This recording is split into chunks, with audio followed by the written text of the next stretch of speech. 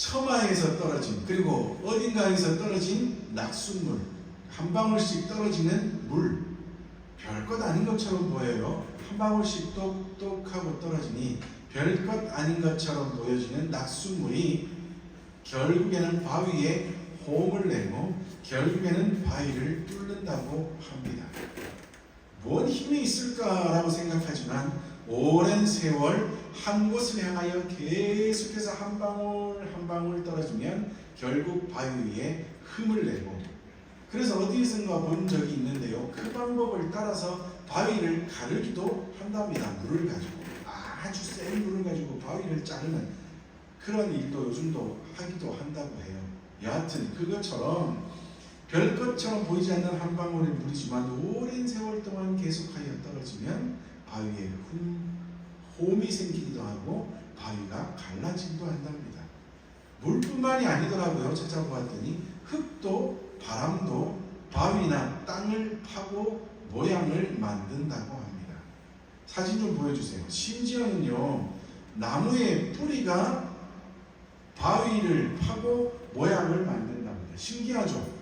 아니 어떻게 저렇게 바위에 홈이 나 있을까 하는 연구해 봤더니 나무의 뿌리나 식물의 뿌리가 바위 한 곳에 계속하여 힘을 발휘하다 보니까 바위가 저렇게 움푹 파이기도 한답니다. 이 모든 것을 풍화작용이라고 하더라고요.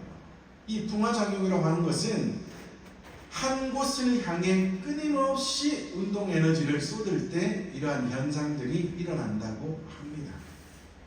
목표도 마찬가지인 것 같아요. 끊임없이 한 곳을 향하여 계속하여 에너지를 쏟으면 그 목표는 반드시 이루어지는 것 같습니다. 예전에도 한번 말씀드린 것 같은데요, 이런 재밌는 이야기가 있습니다. 어느 날 예전에 서울로 공부하러 갔던 아들이 방학이 되어서 시골에 집으로 내려왔습니다. 왔으니 아버지 농사를 도와드려야죠. 그런데 농사를 도와드리지 않아요. 그랬더니 아버지가, 얘야 일어나서 오늘은 네가 아버지 대신 밭을 좀 갈아라. 자, 소의 쟁기를 걸고 밭을 좀 갈아라 했답니다. 아들이 하기 싫으니까요, 조금 있다 보니까 아버지 밭 다 갈았어요 하고 집에 들어오더래요. 그래서 아버지가 검사하러 나갔더니 밭이 어떻게 되어 있을까요? 난립니다. 꼬불꼬불꼬불. 그래서 얘야, 아니 도대체 밭을 어떻게 갈았기에 이렇게 꾸불꾸불하냐 물었더니 아들이 뭐라고 대답했냐면 소가 가는 대로 따라갔습니다. 그래서 아버지가, 야, 세상에 밭을 갈면서 소가 가는 대로 따라가는 사람이 어디 있냐? 한 저기 앞에 한 목표를 잡고 그것을 따라서 다시 밭을 갈고 또 갈고 또 갈고 그렇게 해서 밭을 새로 갈아라 했더니 조금 있다가 또 밭 다 갈았습니다 하고 왔더래요. 그래서 아버지가 나가봤더니 조금 전보다는 나아졌는데 그래도 삐뚤삐뚤하더랍니다. 그래서 아버지가 물었어요. 얘야, 아빠가 목표를 잡고 하라 그랬는데 너는 뭐를 보고 무엇을 목표로 삼았니? 그랬더니 저기 밭 건너편에 있는 언덕 위에 있는 풀을 뜯고 있는 소 궁둥이 보고 밭을 갈았습니다. 그러니까 소가 이 풀 뜯어 먹으러 가면 이리로 가고 저 풀 뜯어 먹으러 가면 저리로 가니 왔다 갔다 하다 보니 역시 삐뚤삐뚤해졌다는 거예요. 그래서 아버지가, 얘야, 이번에는 밭을 갈 때 한 줄 끝에 있는 움직이지 않는 그 무엇, 돌이든 풀이든 나무든 한 줄 끝에 있는 움직이지 않는 것을 보고 목표로 삼아서 그 줄을 갈고 또 그 다음에는 갈고 그 다음에는 갈고 하면서 밭을 갈아보도록 해라 라고 했더니 어떻게 됐을까요? 밭이 아주 깨끗하게 잘 갈려 있더랍니다. 이 이야기를 통해서 우리가 알 수 있는 것이 그거잖아요. 목표는 뭐라고요? 움직이지 않는 그곳을 향하여 매진하여 달려가는 것이 목표를 이루는 비결이라는 것입니다. 우리가 2주 동안 두 사람에 대한 이야기, 두 사람이 가졌던 한 목표에 대한 이야기, 그러나 또한 두 길로 갈라진 두 사람의 삶에 대해서 계속해서 살펴보았습니다. 같은 목표를 가졌던 두 사람이었지만 한 사람은 중간에 목표가 흔들려 그의 삶이 엉터리 같은 잘못된 삶으로 결론 지어지고 말았지만 나머지 한 사람은 자신의 목표를 올바르게 삼고 그 목표를 향하여 끝까지 달려가 승리하는 인생이 되었다 말씀을 드렸습니다. 그 두 번째, 온전한 목표를 이루기 위해 달려갔던 사람을 우리는 아브람, 우리가 아직 창세기 12장에서 읽으니 아브람이라고 읽지만 우리가 알고 있는 아브라함이라는 사람이었습니다. 그러나 우리가 잘 알고 있는 것처럼 우리가 그의 아버지를 따라서 그리고 여러 가지 전승을 따라서 추측해 볼 때 아브라함 역시 그가 갈대아 우르에 살고 있을 때까지는 아버지를 따라 그 역시 하나님을 잘 알지 못하던 사람이었었다고. 다시 말하면 아버지가 우상을 섬기니 그도 우상을 섬기며 다른 신을 섬기던 사람이었다고 추측해 볼 수 있다고 우리가 지난주에 함께 말씀을 나누었습니다. 그러한 그가 어느 날 갑자기 하나님의 말씀의 습격을 받아서 하나님이 지시하시는 땅으로 가야만 했습니다.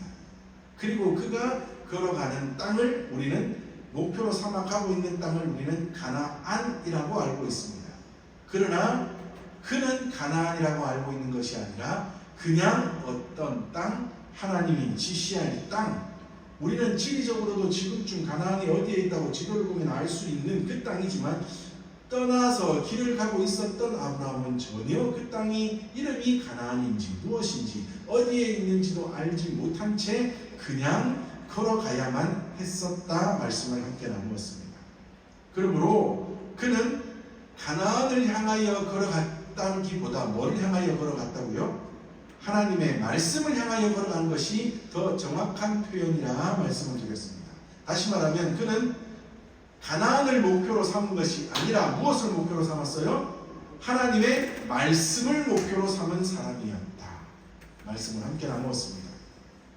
그러므로 그가 결국에는 성공하는 인생, 하나님이 기뻐하시는 인생이 된 원인은 변함없는 하나님의 말씀을 변함없이 따랐기 때문입니다.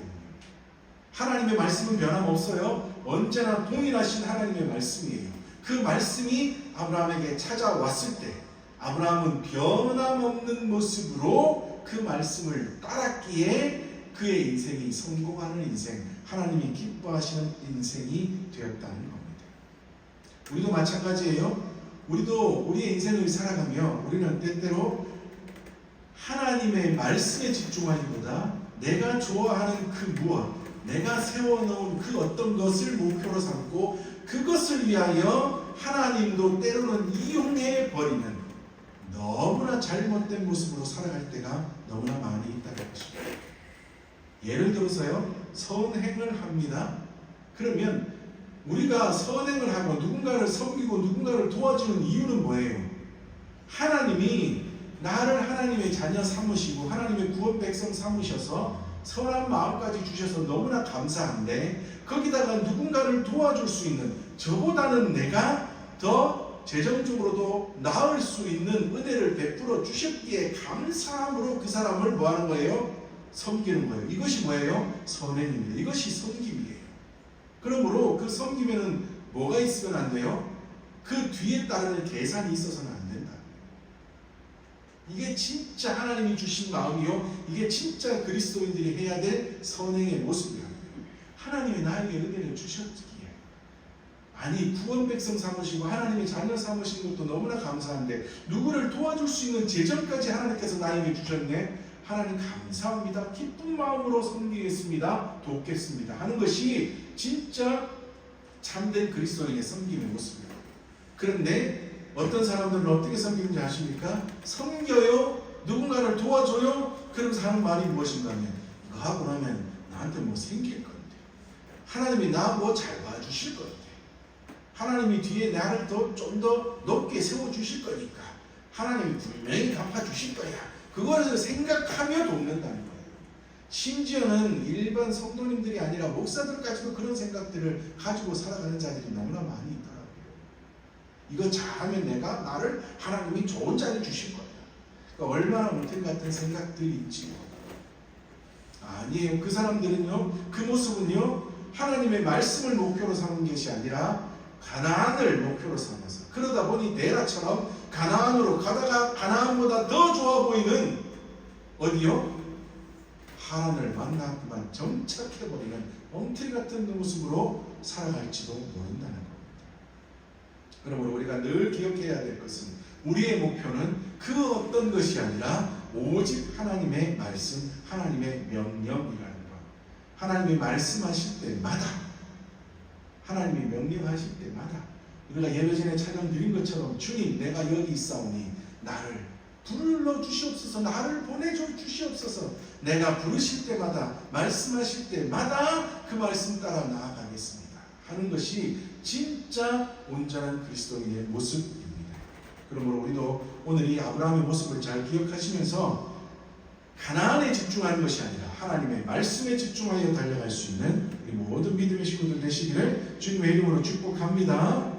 자, 계속해서 우리가 이렇게 아브라함이 그렇게 걸어가고 있다, 그렇게 걸어가고 있다니 가나안으로 향하여 나아가는 것이 좀 꽤나 쉽게 보여집니다. 그런데 제가 봤더니요, 아브라함이 갈대아 우르를 떠나온 것까지는 좋은데 아버지가 하란에 머물러 있다가 다시 12장 1절에 두 번째 하나님의 명령을 받아 하란을 떠나 가나안으로 향하여 나아가는 것, 하나님의 말씀을 따라 나아가는 것 결코 쉬운 일이 아니었을 것 같아요.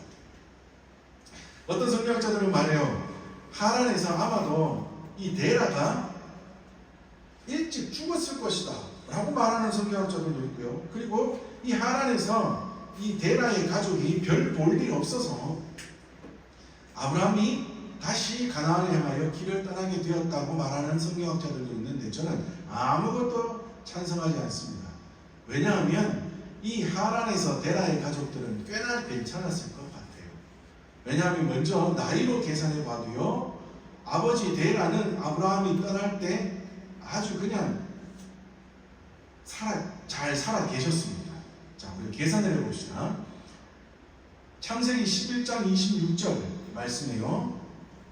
데라는 70세에 아브라함과 나홀과 하란을 낳았더라 라고 말씀합니다. 다시 말하면 아브라함을 낳을 때 데라는 몇 살이요? 70세. 그리고 하란을 떠날 때 아브라함의 나이가 75세였다고 성경이 말합니다. 창세기 12장 4절이에요. 아브라함이 하란을 떠날 때에 75세였더라. 그러므로 아브라함이 하나님의 두 번째 명령을 받아 하란을 떠날 때 데라의 나이는 몇 살이었을까요? 무슨 퀴즈 같아요, 그죠? 자, 아브라함을 낳을 때 데라가 몇 살이요? 70세. 하란을 떠날 때 아브라함의 나이가 몇 살이요? 75세. 그러므로 아브라함이 하란을 떠날 때 데라의 나이는 몇 살이요? 145세. 70 더하기 75 하면 되니까 145세. 그런데 데라는 몇 세에 죽었느냐? 창세기 11장 32절에 데라의 나이가 205세가 되어 하란에서 죽었더라. 따라서 아브라함과 그의 형제들을 낳을 때 그가 70세였으니, 그리고 아브라함이 하란을 떠날 때 145세였으니, 그리고 나서 205세가 되어 죽었으니, 그는 아브라함이 하란을 떠나고도 데라는 하란에서 몇 년을 살았어요? 적어도 60년을 수십 년이나 또는 60년의 세월을 살다가 하란에서 죽었다는 겁니다. 다시 말하면 데라가 하란에서 왜 그렇게 오래 살고 있었을까요? 괜찮았습니까? 그의 직업이 뭐였었다고요? 우상을 깎아 팔던 자였다고요. 아니, 그것은 우리가 유대인의 전승에 따른 것이니 여하튼 그가 우상을 섬기며 다른 일을 했다 손치더라도 그가 하란에서 이렇게 오랜 세월 동안 머물러 있을 수 있었던 이유는 하란에서 그가 괜찮았기 때문입니다. 유대인의 전승을 빌려오자면 우상을 깎아 팔다 보니 아마도 더 많은 부가 축적이 되었을 거예요. 그러니 데라는 하란을 떠나기 싫었다. 그러나 하나님께서는 아브라함에게 명령하심으로 그가 아비 집과 친척과 본토를 떠나, 다시 말하면 모든 기반을 다 내버려 두고 다시 하나님이 명령하실 땅으로 떠나라고 하나님께서 말씀하셨습니다. 자, 그렇다면 하나님께서 그렇게 아브라함에게 떠나라 말씀하신 이유는 뭘까요? 아니, 아버지 밑에 있으면 좀 더 먹고 살기 편할 텐데, 괜찮을 텐데 그것을 내버려 두고 왜 떠나라고 하셨을까요? 왜냐하면 아버지와 함께 하란에 사는 것이 그가 하나님의 명령을 지키는 것에 뭐 되기 때문에? 방해가 되고 있기 때문이라. 그것이 하나님의 말씀을 따라 나아가는데 방해가 되고 있기 때문에. 그러므로 하나님께서 아버지 데라로부터, 그리고 아버지 데라가 쌓아놓았던 괜찮아 보이는 많은 것들로부터 아브라함을 완전히 분리시키기 원하셨다. 이제는 아무것도 남겨두지 말고 너는 완전히 아버지를 떠나라. 아버지 곁에 있다가는 너는 계속하여 아버지처럼 머물러 하란에 정착해버리고 말 것이다. 그러니 아버지에게서부터 완전히 분리해서 떠나라 라고 명령하신 것이 하나님의 두 번째 명령입니다. 이 명령은 또 다른 어떤 의미가 있냐면 아버지로부터 물려받을 모든 소유에 대한 권한을 뭐 하라고요? 포기하라는 거예요. 포기하라는 거예요. 다시 말하면 하란에 있었던 그 풍요로운 많은 것들, 누릴 수 있는 많은 것들, 아버지의 많은 재산들을 다 포기하고 오직 하나님의 명령을 따라 그 길을 걸어가라 하신 명령입니다. 이게 쉬울까요? 어려울까요? 쉬울까요? 어려울까요? 굉장히 어렵습니다. 여러분, 하나님이 이 천지를 창조하신 이후에 아담과 하와가 죄를 저질러 인류가 생겨나기 시작한 이후 지금까지 돈 싫어하는 사람이 있을까요? 풍요로운 것들을 싫어하는 사람이 있을까요? 없을까요? 없어요. 그죠? 아무도 없을 겁니다. 진짜 없을 거예요. 모두 다 풍요로운 것 좋아하고 요즘 현대 시대는 누구나 다 돈이라는 것을 아주 좋아하며 살아갑니다. 아브라함도 아버지와 함께 살고 있었던 이 하란 땅에서의 삶, 어떻게 보면 갈대아 우르에서보다 더 풍요로웠을지도 모른다고요. 그러한 이런 풍요롭고 편안한 삶, 누릴 수 있었던 이 모든 삶 어떻게 하라고요? 다 포기하고, 그것이 너에게 있어서 방해가 될지 모르니 다 포기하고 내가 명령하는 길을 걸어가도록 해라 라고 하나님께서 말씀하십니다. 때로는 하나님께서 우리에게도 그러한 명령을 내리실 수 있다는 것. 때로는 내가 너무나 소중하게 생각하고 너무나 귀하게 생각하고 때로는 너무나 나에게 있어서 가장 좋은 것이라고 생각했던 모든 것들도 하나님께서 포기해, 그리고 내 명령을 따라 말씀하실 때가 있을 거라는 거예요. 그때 우리는 이 명령 앞에 어떻게 반응할 수 있을지, 우리도 아브라함처럼 과감히 그 모든 것을 내려놓고 하나님의 오직 명령을 따라 달려갈 수 있는 하나님의 백성이 되어야 될 줄 믿습니다. 자, 여러분, 이렇게 아브라함이 아버지와 그에게 있었던 모든 풍요로운 것들을 다 포기한 채 이제 새로운 길을 떠납니다. 자, 그런데 이 정도 됐으면 갈대아 우르에서 한번 불러서 떠났고 또 하란에 머무르는 아버지를 따라서 잠시 머물렀지만 결국에는 하나님께서 다시 명령하셔서 그 좋은 것들, 그 풍요로운 것들을 다 포기한 채 하나님의 말씀, 어디인지도 모를 그 땅을 향하여 걸어가는 그 길을 걸어가기 시작했다면 아브라함은 어떤 길을 걸어야 할까요? 우리가 요즘 현대에서 말하는 무슨 길을 걸어야 돼요? 꽃길만 걸어야 되지 않겠습니까? 꽃길만. 그런데 아브라함이 걸어가고 있는 그 길, 결코 꽃길이 아니더라고요. 오늘 우리가 읽은 12장 2절 3절에서는 하나님께서 말씀하세요. 내가 너에게 복 줄 것이다. 너에게 좋다고 말하는 사람에게는 나도 좋아할 것이고 너를 저주하는 사람은 나도 저주할 것이고 내가 너를 지켜서 네가 진짜 복의 근원이 되게 할 거야. 하나님께서 막 좋은 말씀 다 해주세요. 그런데 하나님께서 말씀하셨던 그 모든 말씀들, 그가 거의 죽어갈 때까지 이루어진 게 없더라고요. 자, 하나님께서 첫 번째 주셨던 약속이 뭐예요? 자손이 하늘의 별과 같이 무수히 많은 자손들을 줄 것이다 라고 하셨는데 아브라함의 자손은 몇 명이요? 딱 2명. 버린 자식 하나랑 너무나 사랑한 자식 이삭 하나밖에 없었다. 그러니 무슨 자식이 하늘의 별과 같이 무수한 자녀가 나냐고. 하나님의 말씀이 아닌 것처럼 느껴져요. 2번째, 복이 되게 하신대요. 하나님께서는 우리가 금방 읽은 창세기 12장 2절에도 내가 너한테 축복하는 사람은 나도 축복하고 저주하는 사람은 나도 그 사람들 저주할 거야 라고 말씀해 주셨음에도 불구하고 아브라함은 복을 받는 자가 아니라 가는 곳마다 뭐 하는 사람이요? 싸우는 사람이 됐다. 사람들이 자꾸만 아브라함에게 싸움을 걸어요. 못 살게 굴어요. 그래서 싸움만 하다가 간 사람처럼 보여진다.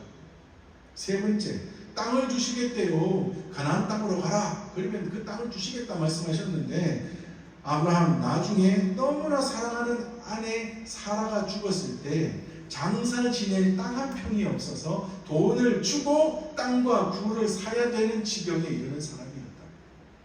아니 세상에 하나님이 무수한 자녀를 주시겠다고 하더니 자녀 하나는 버려야 되고 겨우 자식 하나 주시고 복의 근원이 되게 하시겠다고 했더니 가는 곳마다 사람들이 자꾸 못 살게 굴고 땅을 주시겠다고 했는데 아내 장사 지낼 땅 한 편도 없는 이러한 지경에 이르게 하셨는데 무슨 꽃길이냐고요.